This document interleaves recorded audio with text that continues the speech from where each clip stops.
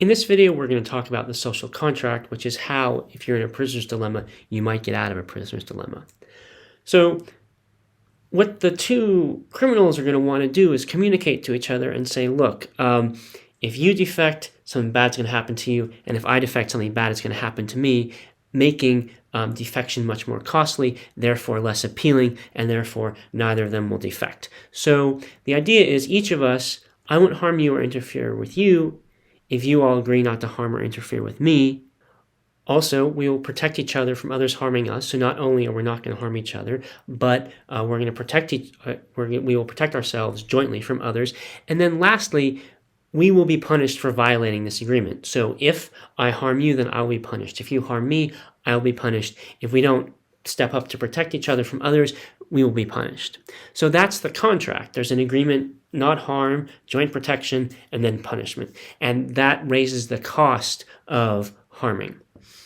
So what are the benefits and costs? Well, if I join the contract, the benefit is I'm protected from others. The cost is, well, I can't gain by harming others anymore because I'll be punished, right? I might be violent towards someone, or I might lie, or I might, actually inform on my criminal co-conspirator, and so I get a shorter sentence. But then my fellow criminal members, the members of my criminal organization, are going to come after me, and I'm going to get much worse done to me than the year that I benefited off.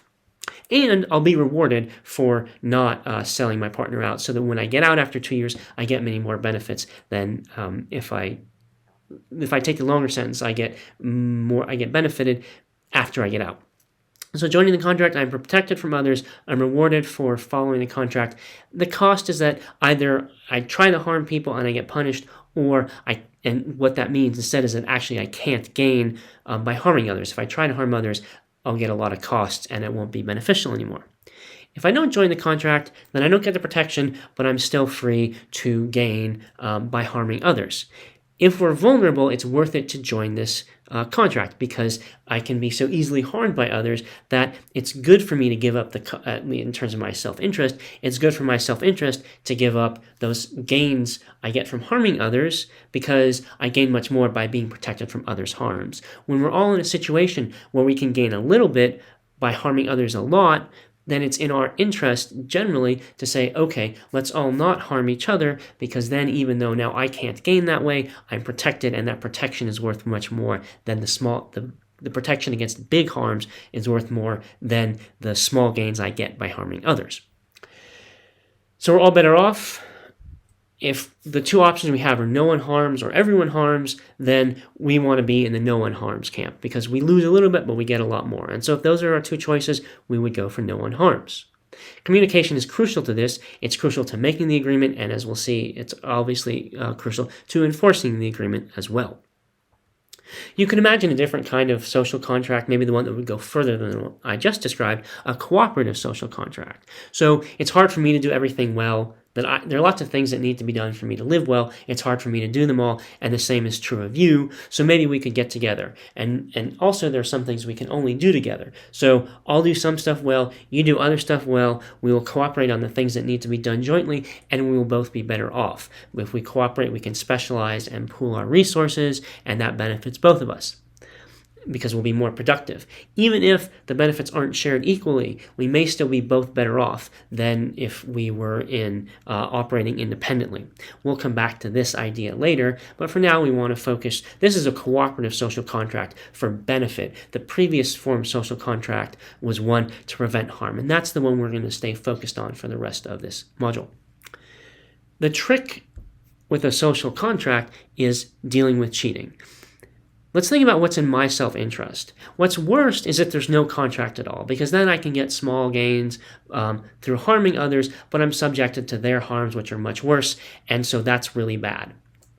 What's better is that everybody, including me, follows the contract. Now I can't get those small gains by harming people, by lying, cheating, stealing, being violent, but so I can't get the small gains, but I'm protected by the harms that those costs, that other people's doing those things to me would cause me.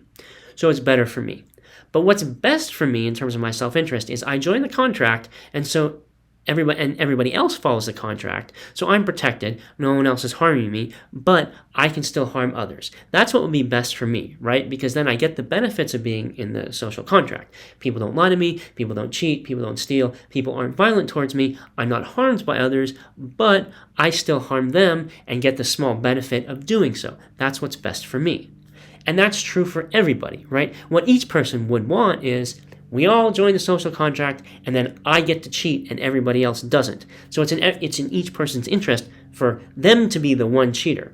But the problem is, if everybody wants to be the one cheater, then the social contract will collapse. Right? If it's not, and so it needs to be enforceable. If the contract isn't enforceable, then everybody will join, and then everybody cheats, and then the contract is worthless. It's effectively null and void, and we lost the benefits, and we're back in the worst situation. We want to avoid that worst situation, and so get to the situation where there's no contract. If the contract isn't enforceable, then effectively it doesn't exist, because everybody will violate it. And the problem is, right, if you join, then you're giving up the benefits of violence, but you're not protected from others' violence. If you're not cheating and everybody else is, that's really bad. So we need a contract that's going to be enforceable. And so how does that work? Well, we need a no cheaters clause. We need to say, if you cheat and we find out, here are things we might do. We might punish you. We might be violent towards you, and we might stop protecting you. If I cheat and you all find out, then you all may punish me, you may be violent towards me, you may stop protecting me.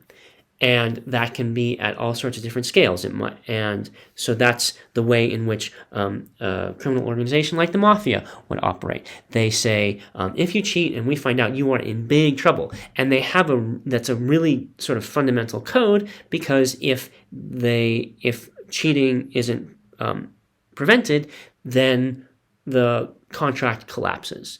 And you might think that that's also what's sort of happening with the government, that basically we've all gotten together and said, okay, let's have a set of laws that will govern us all equally and that will protect us all from harms that others perpetrate, and we'll have an enforcement arm, the criminal justice system, so that we have this no cheaters clause. Now, it's not so obvious that that's actually the way our society is operating, given all the inequalities and oppressions in the society, and we'll be talking about that later. It doesn't make sense to think of our society as actually a social contract, and we might think, no, it doesn't make sense to think of it that way because of how unequally laws are enforced.